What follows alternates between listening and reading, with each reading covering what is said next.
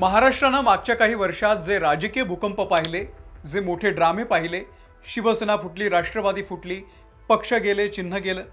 आपल्याला वाटलं होतं की राजकीय भूकंपाचा क्लायमॅक्स फक्त महाराष्ट्रातच होऊ शकतो. पण पश्चिम बंगालमध्ये एक पाऊल पुढे जाऊन पॉलिटिकल ड्रामा सुरू आहे. बंगालमध्ये सध्या महाभारत सुरू झालेला आहे. ममता बॅनर्जी यांच्या तृणमूल काँग्रेस म्हणजेच TMC मध्ये एवढी मोठी फूट पडलेली आहे की बंडखोर नेत्यांनी थेट कोलकात्यामधल्या तृणमूल काँग्रेसच्या मुख्य पक्ष कार्यालयावरती, तृणमूल भवनवरती आता ताबा मिळवलेला आहे. एवढंच नाही तर त्या कार्यालयाला स्वतःचं कुलूप ठोकलेलं आहे आणि बाहेर लावलेल्या मोठ्या बॅनरवरती थेट पक्षाच्या सर्वेसर्वा ममता बॅनर्जी यांचा फोटो गायब झालेला आहे. विचार करा, ज्या ममता बॅनर्जींच्या नावावरती अख्खा बंगाल चालायचा, आज त्यांच्याच कार्यालयातून त्यांचाच फोटो हटवण्यात आलाय. हा काळाचा महिमा आहे.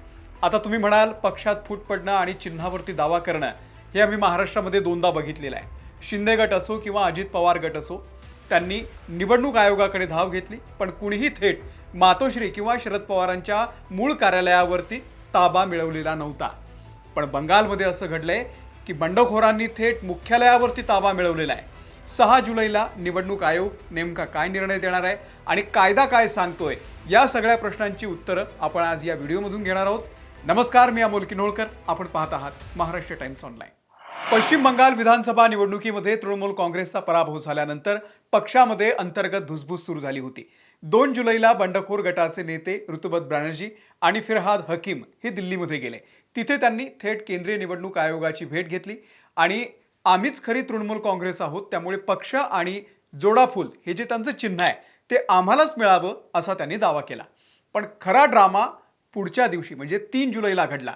दिल्लीहून परत आल्या आल्या बंडखोर नेते, ज्यामध्ये ऋतुब्रत बॅनर्जी, फिरहाद हकीम, जावेद खान, संदीपन सहा आणि अखरुज्जमान यांचा समावेश होता. हे सगळे कोलकात्याहून मेट्रोपॉलिटन भागात असलेल्या तृणमूल काँग्रेसच्या मुख्यालयामध्ये पोहोचले.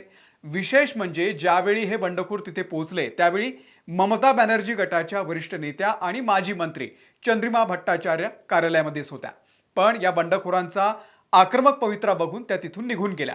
त्यानंतर या बंडखोर नेत्यांनी आतमध्ये एक बैठक घेतली.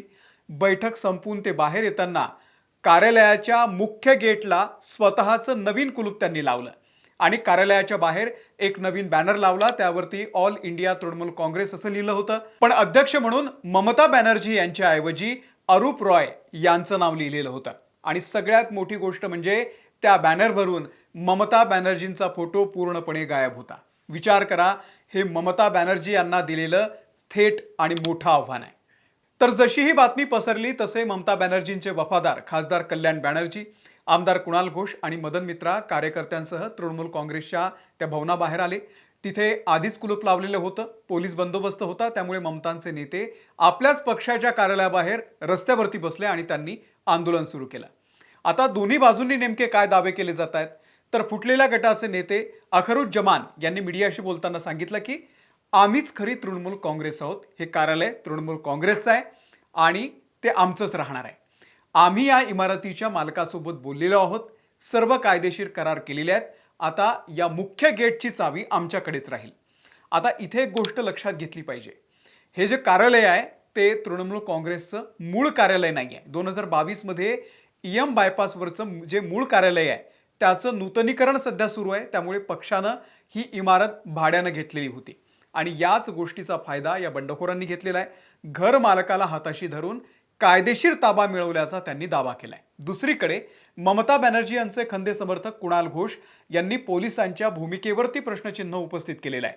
ते म्हणालेत की हा तृणमूल काँग्रेसला संपवण्याचा एक खूप मोठा कट आहे.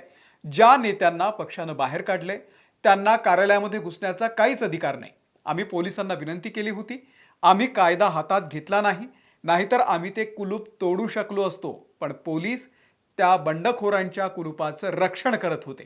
हा आदेश खूप वरून म्हणजे दिल्लीहून आला होता असं त्यांचं म्हणणं आहे. दोन्ही गटांनी दावा केलाय, आरोप प्रत्यारोप केलेले आहेत. आता येऊयात सर्वात महत्त्वाच्या मूळ मुद्द्यावरती. आपण महाराष्ट्रामध्ये शिवसेना म्हणजे शिंदे गट विरुद्ध उद्धव ठाकरे गट आणि राष्ट्रवादी काँग्रेस म्हणजे अजित पवार विरुद्ध शरद पवार यांच्यातली जी फूट आहे ती खूप जवळून पाहिलेली आहे. पण बंगालचा पॅटर्न हा महाराष्ट्रापेक्षा एकदम वेगळा आणि अत्यंत आक्रमक का वाटतोय, याचं पहिलं कारण म्हणजे महाराष्ट्रामध्ये मुख्यालयावरती कोणीही दावा केला नव्हता. महाराष्ट्रात जेव्हा एकनाथ शिंदे यांनी वेगळा गट केला तेव्हा त्यांनी शिवसेना पक्षावरती किंवा चिन्हावरती दावा केला.